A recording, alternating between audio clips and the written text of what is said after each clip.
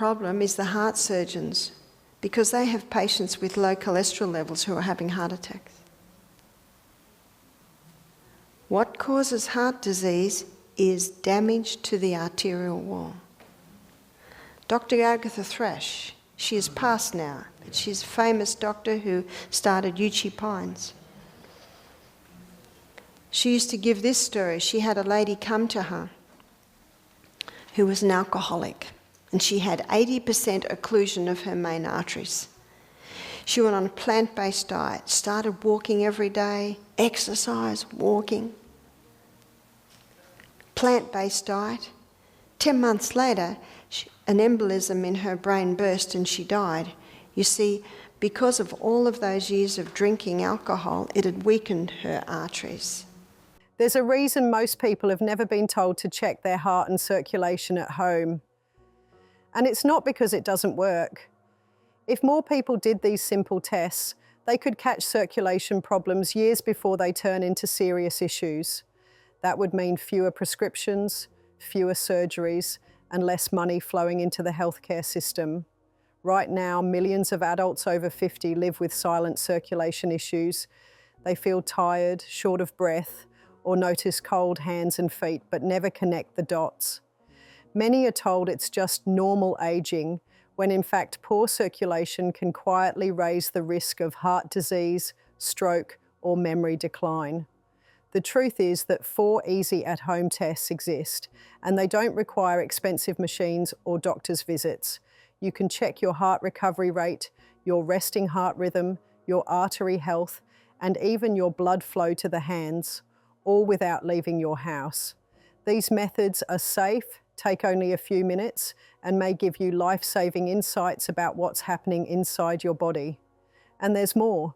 Beyond testing, there are natural, lesser-known ways to improve circulation and heart health that don't rely on drugs or surgery. These methods are built around foods, herbs, and daily habits that the pharmaceutical industry can't patent, which is exactly why most people never hear about them. Before we begin, share in the comments where you're watching from and whether you've ever tested your heart or circulation at home. Do you notice cold hands, swelling ankles, or low energy? We're reading every reply. Now let's start with the very first test you can try today. Number 1, step test, heart recovery rate. One of the simplest ways to check your heart and circulation health at home is through something called the step test. This test doesn't require any special machines, expensive tools, or even a trip to the clinic. All you need is a sturdy step, a timer, and a little bit of space. The step test focuses on how quickly your heart recovers after physical activity, and that single measure can tell you a lot about your cardiovascular health, your fitness level, and even your risk of developing problems later in life. When you exercise, your heart rate goes up because your muscles need more oxygen. Your heart works harder to pump blood and deliver that oxygen where it is needed. Once you stop exercising, a healthy heart should be able to slow down fairly quickly and return to a resting rhythm. The faster it recovers, the stronger and more efficient it usually is. If it takes a long time for your heart rate to return to normal, that can be a sign that your cardiovascular system is under stress or that your fitness level is not where it should be. This is why the step test is so useful. To do the step test, you'll need a step that's about 12 inches high. Some people use an exercise step platform, but you can also use the bottom step of a staircase if it is stable. You'll also need a stopwatch or the timer function on your phone. The standard version of the test involves stepping up and down in a regular rhythm for 3 minutes. Usually the pace is set at about 24 steps per minute, which means 1 step up and 1 step down every 2.5 seconds.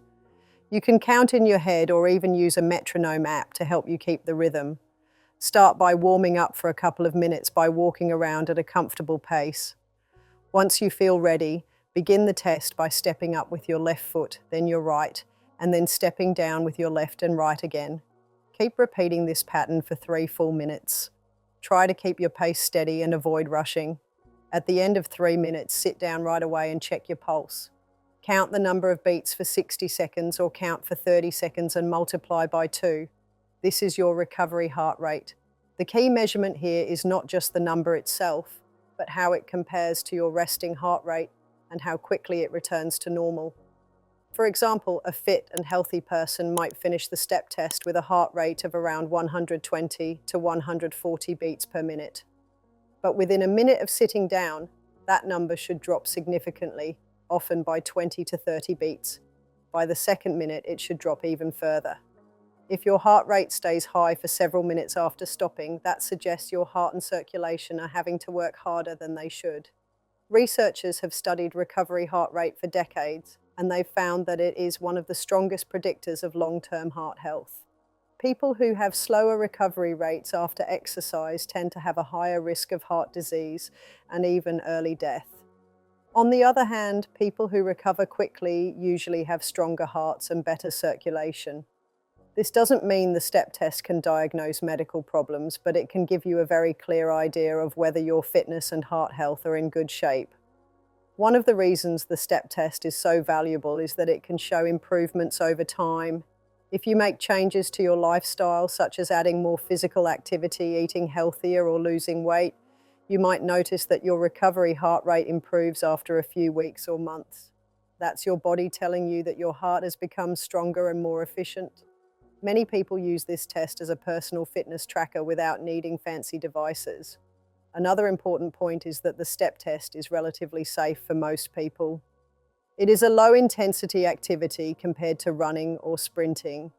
However, if you have joint problems, severe arthritis, or balance issues, you should be cautious and consider modifying the test.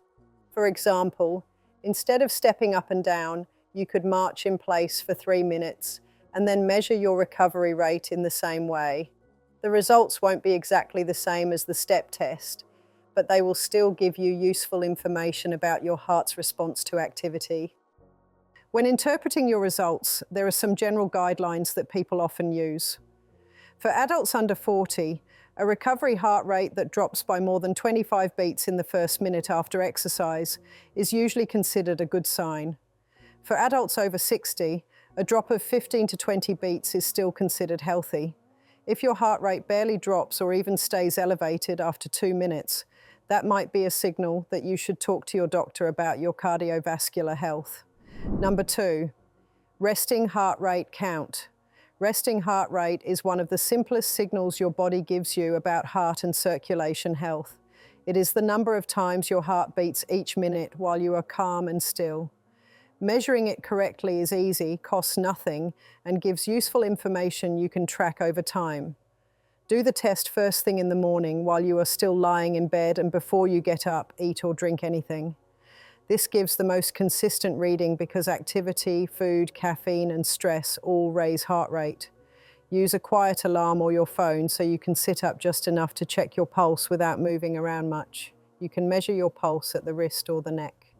To use the wrist, place the pads of your index and middle fingers on the inside of your opposite wrist, just below the base of the thumb. You should not press too hard. You will feel a steady beat. If you use the neck, place those same 2 fingers gently at the side of your neck where you feel the main artery. Once you find the pulse, count beats for 60 seconds. If you prefer, count for 30 seconds and multiply by 2, but counting a full 60 seconds is easiest and least likely to introduce math errors. If you have a heart rate monitor, a smartwatch, or a fitness band that measures heart rate, you can use that instead.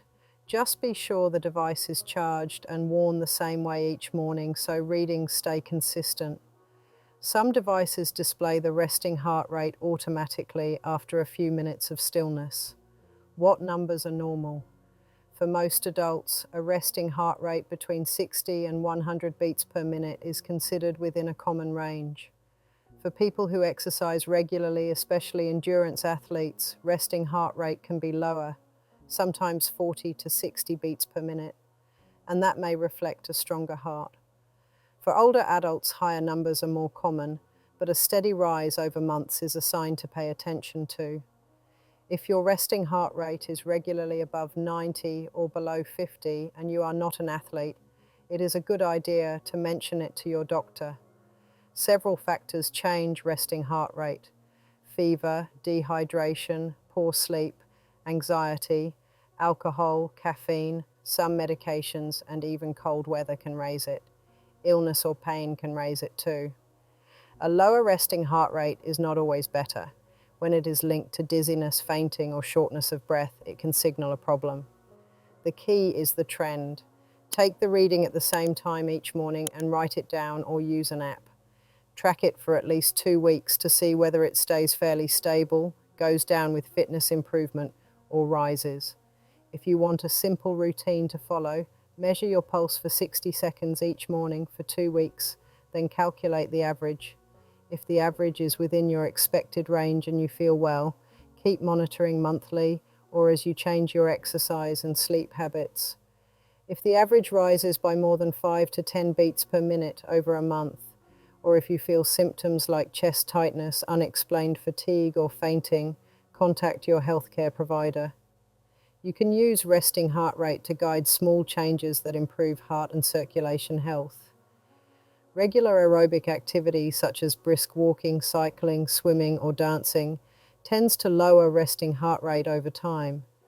Improving sleep quality, cutting back on caffeine and alcohol, managing stress with breathing or relaxation exercises, and losing excess weight all help.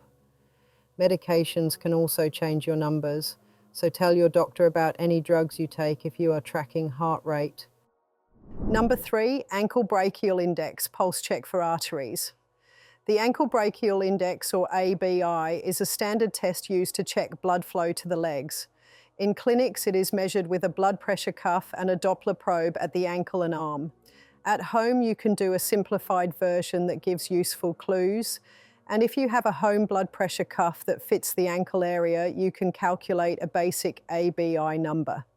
The goal is to detect reduced blood flow that may point to blocked arteries in the legs, a condition called peripheral artery disease, PAD. PAD matters because it raises the risk of heart attack, stroke, wounds that won't heal, and limits walking ability. If you do not have special tools, you can still check pulses by feeling them. Do the test in a warm room.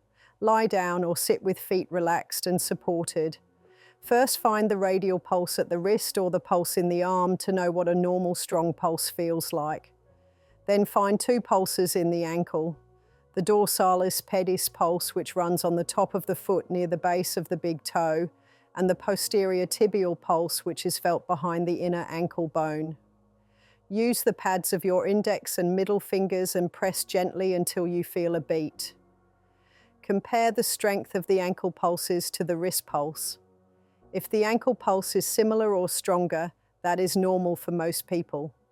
If the ankle pulses are faint, very hard to find, or absent while the wrist pulse is strong, that suggests reduced blood flow and you should see a clinician. Do the check on both legs and note any differences. If one leg feels noticeably weaker, that is an important detail to report.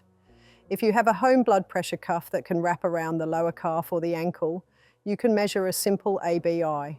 Take a normal arm systolic pressure first. Then place the cuff on the ankle or lower calf and raise the pressure until the pulse at the artery disappears, then slowly release until it returns. That gives the ankle systolic pressure. The ABI is the ankle systolic divided by the higher of the 2 arm systolic pressures. A quick guide to results. An ABI between 1.0 and 1.4 is normal. 0.9 or less suggests PAD. 0.4 to 0.9 indicates mild to moderate PAD. Under 0.4 indicates severe PAD. An ABI above 1.4 can mean stiff arteries and the test might not be accurate, so ask a doctor about further testing. If you find weak ankle pulses or an ABI below about 0.9, don't panic, but act. Lifestyle steps that help circulation include quitting smoking, getting regular walking exercise, managing blood pressure and cholesterol, controlling blood sugar if you have diabetes, and maintaining a healthy weight. Walking is especially helpful for people with mild PAD. A supervised walking program or a simple daily walking routine that gradually increases work time can improve circulation and walking distance. Also protect your feet. Reduced blood flow makes cuts and blisters slower to heal. Check your feet daily for sores, redness, or swelling. Keep skin moisturized, but avoid cutting off calluses yourself if you have poor circulation. Seek professional foot care. Wear comfortable shoes that fit well. If you notice persistent pain in the calf when you walk that stops when you rest, that is classic claudication and should prompt medical review. A BI and pulse checks are a screening step. They cannot replace imaging tests that a vascular specialist can perform, such as duplex ultrasound, CT angiography, or ankle-to-toe Doppler studies. If home tests suggest a problem, your doctor may order more precise tests, and if needed, treatment such as medicines to improve blood flow, supervised exercise, or procedures to open blocked vessels. Number 4, hand temperature test, blood flow check. Hand temperature is a simple way to sense how well blood is reaching your hands. Cold hands can come from many causes: the room temperature, nervousness, low thyroid activity, certain medicines, smoking, nerve problems, or poor circulation. The hand temperature test looks at temperature changes and differences between hands to screen for circulation or nerve issues. Pick a calm, warm room and sit quietly for 10 minutes to get your body into a steady state. Remove gloves, watches, and rings that might affect circulation. If you have an infrared thermometer, a skin surface thermometer, or a household digital thermometer, you can use it for a more objective reading. If you do not have a thermometer, the test still works subjectively. Place your palms flat against the palms of a friend or compare your hands to your own forehead or cheeks. To do an objective test, point an infrared thermometer at the back of one hand from the same short distance each time and record the temperature. Repeat on the same spot on the other hand.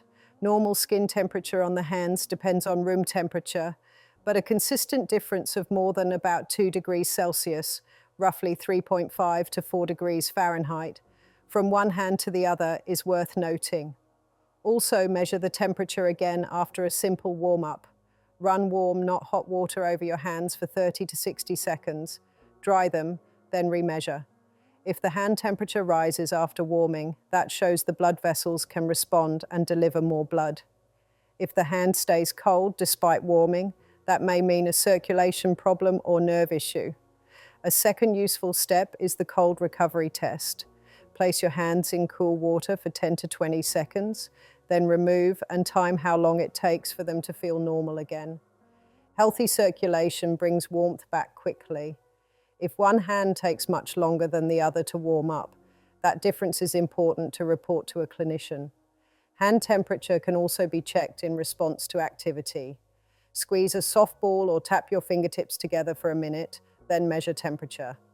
A normal response is a small rise in skin temperature as blood flow increases. A lack of response suggests reduced blood supply or autonomic nerve changes. There are conditions that commonly cause cold hands. Raynaud's phenomenon causes small arteries in the fingers to constrict sharply when exposed to cold or stress, producing a characteristic color change and cold feeling. Diabetes and nerve damage can lower skin temperature by affecting nerve signals. Peripheral artery disease of the arms is less common than in the legs, but it can happen. Low thyroid function slows metabolism and can make the skin feel cool. Several medicines, including some for high blood pressure, can reduce peripheral blood flow. If a hand temperature test at home shows one hand persistently colder than the other, or if you have numbness, color change, persistent pain, slow healing wounds, or loss of feeling, contact your doctor. They may order tests such as Doppler studies, nerve conduction studies, or blood tests to find the cause. Simple steps you can take right away include keeping hands warm with gloves, quitting smoking, staying active, avoiding tight jewelry or clothing that can restrict flow, and using regular hand exercises and massage to stimulate blood flow. Now let's discuss some powerful natural tips you can use to help heart and circulation health. Start a small daily shot of beetroot or blend raw beet with a little apple. Beets are high in natural nitrates that the body converts to nitric oxide. That helps blood vessels relax and lowers blood pressure a bit. Don't use strong antibacterial mouthwash around the time you take beet juice, because the mouth bacteria help that conversion. Add a spoon of pomegranate concentrate or a small glass of fresh pomegranate juice a few times a week. Pomegranate has plant compounds that help blood vessel lining work better. You can also eat the seeds with yogurt or salads. Try a standardised hawthorn extract only after talking to your clinician. In measured doses, hawthorn can gently help circulation and exercise tolerance for some people. It can interact with heart medicines, so use it under supervision. Use bergamot tea or a bergamot-enriched citrus blend as a routine drink. Bergamot contains flavonoids that can help lower LDL cholesterol for some people when used alongside diet changes. Pick products that list a consistent ingredient amount and discuss with your provider. Add watermelon or a small scoop of citrulline powder before light exercise. Citrulline is a plant compound that the body turns into arginine, which supports nitric oxide production and can help widen small vessels. Support your oral microbiome naturally.